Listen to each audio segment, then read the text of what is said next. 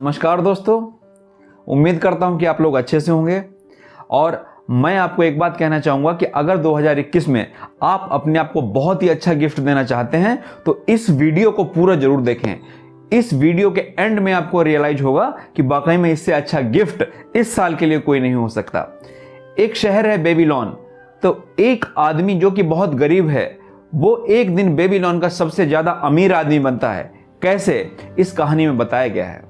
तो चलिए शुरू करते हैं। बेबीलोन शहर में बंसीर नाम का एक व्यक्ति, जिसकी कि चैरियट मेकर की दुकान थी, उस पे रहता था। एक दिन वो अपनी शॉप पे बहुत ही उदास बैठा था। उसी समय उसका दोस्त कॉबी आया और बोला, अरे तू तो बड़े आराम से बैठा है, लगता है तेरे पास बहुत पैसे आ गए, तभी तो कोई काम नहीं कर रहा। एक काम कर, मुझे 2 कॉइन उधार दे देना, मुझे खाना लेके घर पे जाना है। तो बंसीर बोला कि अगर मेरे पास इतने पैसे होते तो मैं खुद ही अपने लिए खाना नहीं ले जाता। तो कॉबी को गुस्सा आ गया। बोला, अगर ऐसा है तो फिर तू इतने आराम से क्यों बैठा है, कोई काम धाम क्यों नहीं करता है।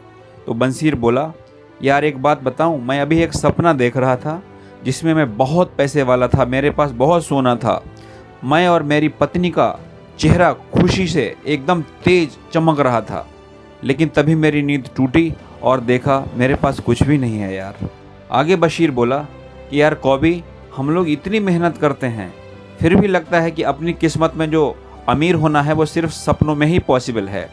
तो कॉबी बोला, यार सही बोल रहा है तू, अपना भी हालात कुछ तेरे जैसा ही है, पता नहीं पैसा कब आता है कब चला जाता है। एक काम करते हैं, हम लोग हमारे बचपन के मित्र अरकत के पास चलते हैं। मैंने सुना है कि अरकत जो है वो बेबीलोन का सबसे ज़्यादा पैसे वाला आदमी है।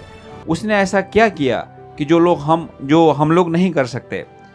ये आइडिया पसंद आया बशीर को। वो दोनों चले और साथ में कुछ और दोस्तों को लिया और अरकत के पास गए और बोले, अरकत, हम लोग साथ में बड़े हुए, साथ में पढ़ाई किए, साथ में खेले खाए, बट आज हम लोग दाने दाने को मोहताज हैं और तू बेबीलोन का सबसे ज़्यादा पैसे वाला आदमी है, सबसे अमीर आदमी है। तेरे क्या सीक्रेट्स हैं, कुछ हमसे शेयर करेगा क्या। अरकत बोला, मैं बचपन से ही अमीरों की ज़िंदगी को देखता था और लगता था कि मुझे भी उनकी ज़िंदगी का कुछ हिस्सा चाहिए। यार वो जो चाहे पी सकते हैं, जो चाहे खा सकते हैं, जहाँ चाहे जा सकते हैं और उनमें पावर भी होता है। एक गरीब दुकानदार का बेटा होने के कारण ये तो मुझे पता था कि मुझे जो अमीरी है वो विरासत में नहीं मिलेगी, वो मुझे खुद ही बनानी पड़ेगी। तो उसके लिए मैंने रियलाइज़ किया कि उसके लिए दोनों चीज़ें लगेंगी, टाइम भी लगेगा और पढ़ाई भी लगेगी। अब टाइम तो सबके पास होता है, लेकिन पढ़ाई में अपनी टीचर ने 2 चीज़ें बताई थी, याद है क्या। टीचर ने बताया था कि पढ़ाई 2 तरीके की होती है। एक तो वो जो आपको सिखाई जाती है और जिसको आप जान जाते हो। दूसरा तरीका होता है कि जिसे आप खुद से रिसर्च करते हो और खुद ही पता करते हो कि ये क्या है। तो मैंने सोच लिया कि मुझे दूसरे वाले तरीके की पढ़ाई करनी है और मैं निकल गया खोज में कि लोग अमीर कैसे बनते हैं। और मैंने अपने आप से वादा किया कि जिस दिन मैं ये जान जाऊंगा कि अमीरी का राज क्या है, उस दिन से मैं वही सब काम करना शुरू कर दूंगा जिससे लोग अमीर बनते हैं। आगे अरकत बताता है कि शुरुआत में उसे एक ऐसी जॉब करनी पड़ी जिसमें कि उसे मिट्टी की ईंटें बनानी पड़ती थीं। तो उसने वो जॉब बहुत मेहनत से करी, लेकिन उससे जो पैसे मिलते थे उससे सिर्फ डेली का खर्चा पानी ही निकल पाता था। एक दिन वो काम कर रहा था तो उसके पास एक बहुत ही अमीर आदमी आया जिसका नाम एल्गमिश था। तो एल्गमिश ने उससे बोला, सुनो, अगर मेरा काम आप 2 दिन में करके देते हो तो मैं आपको 2 कॉपर के कॉइन दूंगा। तो अरकत मान गया, लेकिन काम इतना ज़्यादा था कि लगातार बहुत मेहनत करने के बाद भी वो पूरा नहीं हुआ 2 दिन में। जब एल्गमिश वापस आया, उसने देखा कि उसका काम पूरा नहीं हुआ तो बहुत गुस्सा हुआ। तो अरकत ने बोला, मैं आपका काम चाहे रात भर काम करना पड़े बिल्कुल नहीं सोऊंगा, मैं आपका पूरा काम कर दूंगा अगले 2 दिन में, लेकिन आप मुझसे एक वादा करो।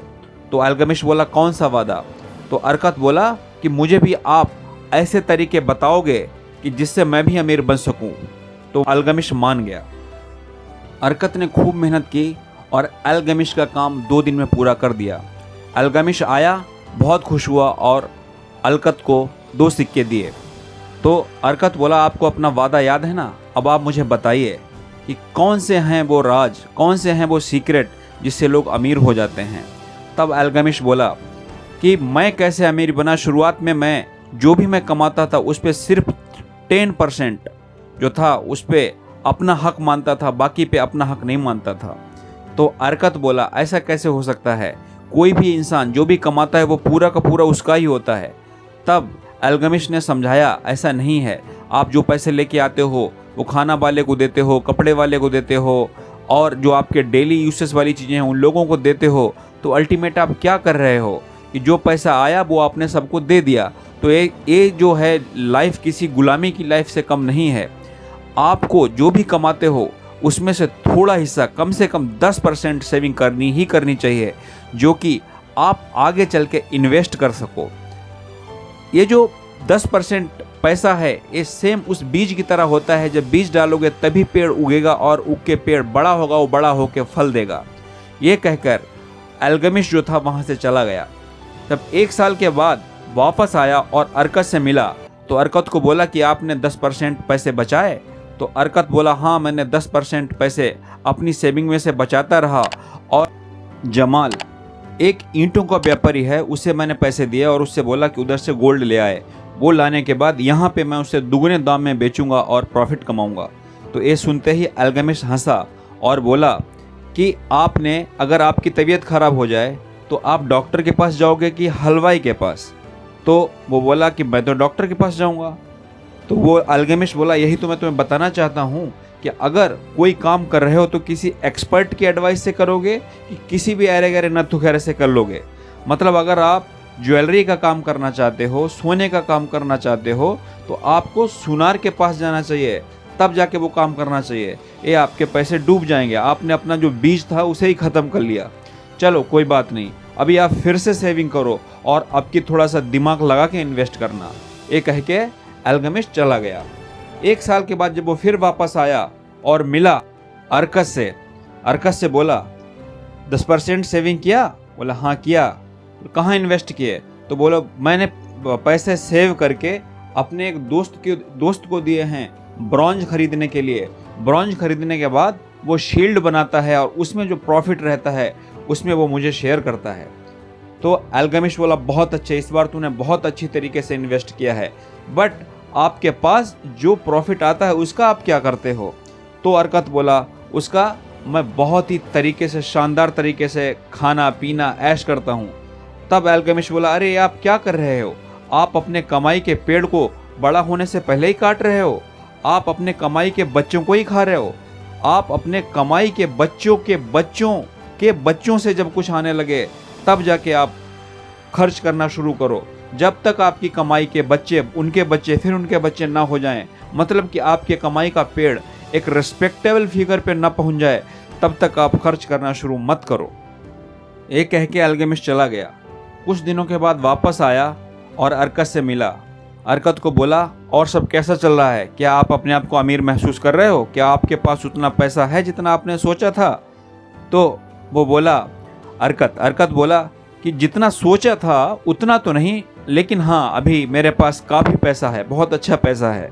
तो अल्गमिश बोला, बहुत अच्छी बात है, अब मैं देख रहा हूँ कि तुम पैसे कमाने के सारे गुण सीख चुके हो।